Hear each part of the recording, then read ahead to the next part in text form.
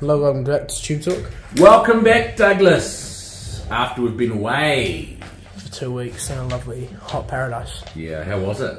It was great. Rarotonga. I wanted to stay for another, we had to go back to school. Yeah, I had to go back to school. It was quite nice, wasn't it? It was great, honestly.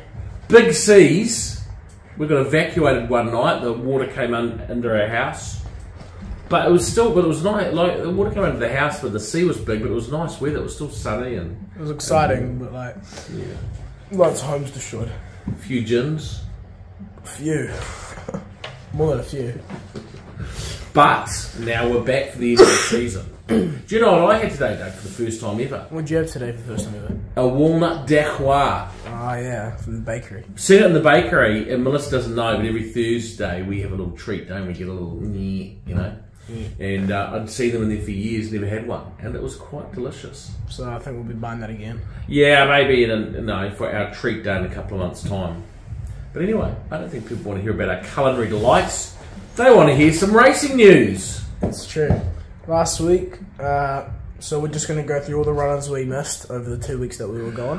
Well, no, not all the runners. We're going to talk about the winners. So obviously when we go away, we get lots of winners. So maybe we should go away more often. Book a Rarotonga trip for Christmas. Great idea. Let's do that. Alright. So we had two winners on the 16th of July. Starting, we had Lord Ardmore. Yeah, he's come back enormous. Fresh up run was super, and he was dominant. Led easily. Hugh Bowman in the saddle kicked away under a good weight. He'll run again next Saturday. The 6th be very hard to beat, and we're going to get him ready for the 5 Diamonds, a 5-year-old. $2 million race over 1,800 metres in Melbourne Cup week, but it's in Sydney. In the same race. We had Carlos. No. Oh wait, no. Mubada's in the same race, who was second up, got back, and he just got... the leaders got away, but he ran on really well. And he's actually probably going to go next Thursday to the Port Macquarie Cup, Coffs Harbour? I think it's Coffs Harbour Cup. 150,000, and it's a qualify for the big dance. And there's a couple of really nice races coming up for him. His run was good. He's warming up. And then on the 16th of July also we had Carlos win a race too. Yeah, and he's just come of age.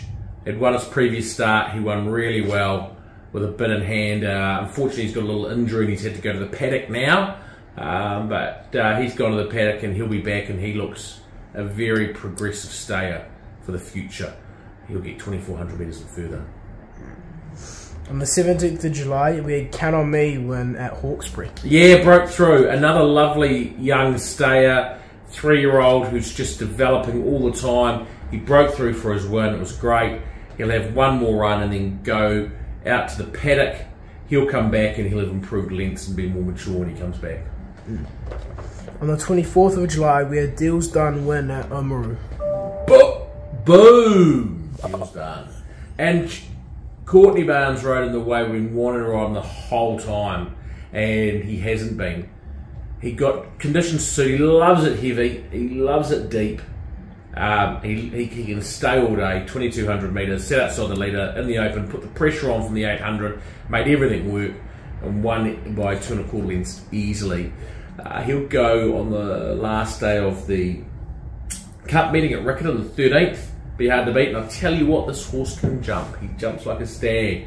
He may have a jumping future ahead of him, possibly next season or even later on this season, but he can really jump, this horse. Okay.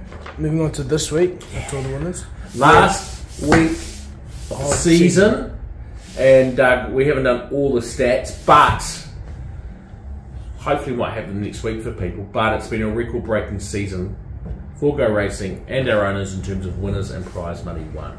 Another one or no? What do you mean another one? Well, we said something about last year we had a really good year, didn't Last year was record breaking and we broke that record. Oh, exactly. That's what I mean by the last one. Anyway, this week we had 3 runners for the last weekend of the season. Yeah, it's been just so many cancelled meetings with rain and stuff, and just, you know, it's basically decimated the racing. So yeah, just three runners to finish the season. And all at Te Rapa on Saturday, starting with race 7, Decadence. Yeah, and 2 starts ago she was excellent. Well, she was good 2 starts ago. Last start on a really heavy track, she didn't win a yard in it. This is her last chance. She's got to do something.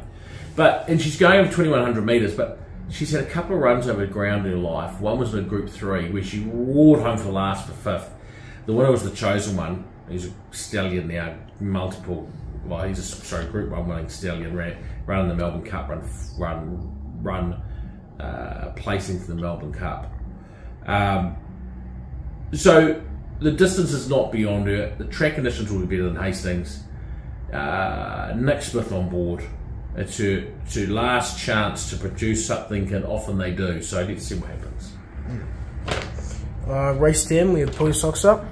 Again, she's in the twilight of her career. She'll be sold shortly. She's already got a stakes placing to her name.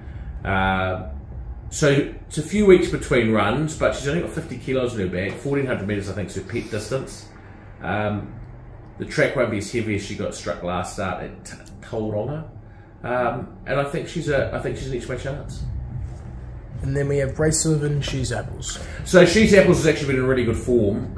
She missed 2 starts ago, but around to that she was second, just nailing the line, and third last start at Te Rapa, where she was brave. I think she's got the right kind of barrier draw. She's got no weight on her back.